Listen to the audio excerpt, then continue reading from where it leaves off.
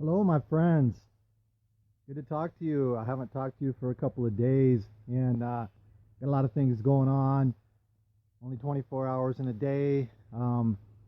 Wish I didn't have to sleep.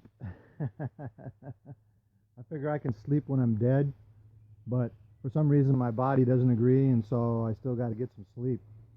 Um, I was gotten kind of caught up in the whole Conor McGregor versus Habib fight, if some of you are into that sort of thing, MMA fight on the UFC, because I'm a longtime martial artist, so I'm always interested in that sort of thing.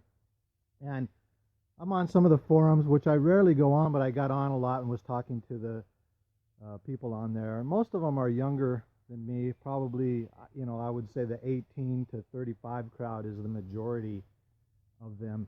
And it kind of struck me how emotionally attached they are to their particular fighter, and he's going to just kill the other guy, and there's absolutely no chance that the other guy can win, and so on and so forth. And I thought, my gosh, and if I would give a contrary opinion, they would jump all over me and insult me and everything else, and I thought, wow, this is crazy. And it just made me kind of reflect on how attached they are, and why are they so attached. And I think this goes for any kind of sport like football, baseball, basketball, soccer, or European football, as they call it. It's interesting to me, and it's because they're not doing.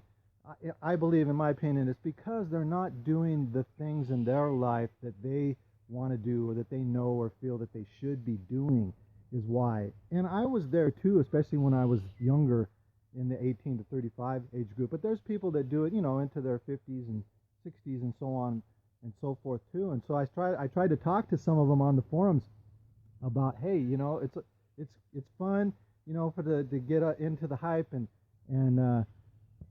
root for your team or your guy and all that sort of thing.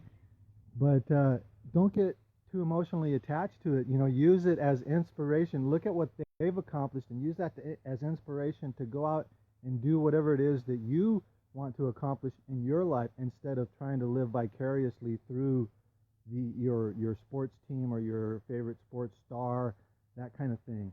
And I think that's a huge setback or block in our society. People are all caught up in their sports team or their favorite athlete, and they live vicariously through them. And it's an excuse not to get out and do the things that they should be doing with their life. So I just wanted to leave that with anybody who may be listening, to not do that, not use that. Sure, it's okay to root for your team and your athlete and that kind of thing, but you look at their accomplishments and use that as inspiration for you to go out and accomplish something. And you don't have to do some great, huge thing. Just whatever it is that you feel like you've wanted to do, and not done it and procrastinated it for whatever reasons. Find a way to do it and get out there. Be inspired by it. Don't live vicariously through that. And that's what struck me, I guess, is how angry some of these people would get if I voiced a contrary opinion to them, against their fighter or whatever, who I thought was going to win. Of course, I thought Conor McGregor was going to win, and he didn't.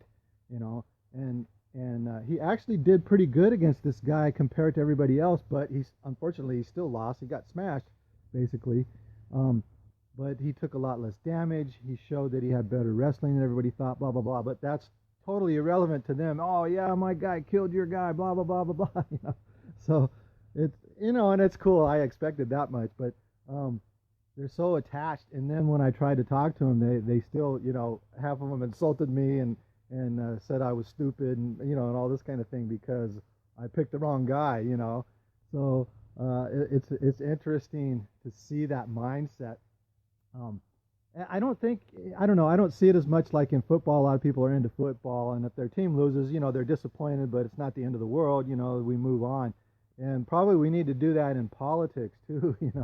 Nowadays in politics, man, if you're for the wrong person, according to the other side, people are unfriending you and never never wanting to speak to you again and everything. And you know, how about let's make it more like a team? You know, okay, my team lost, and you're, you know, let's try to move forward from here. But I don't know. You know, it's going to take time for some of the norms of society in that respect, I guess, to change.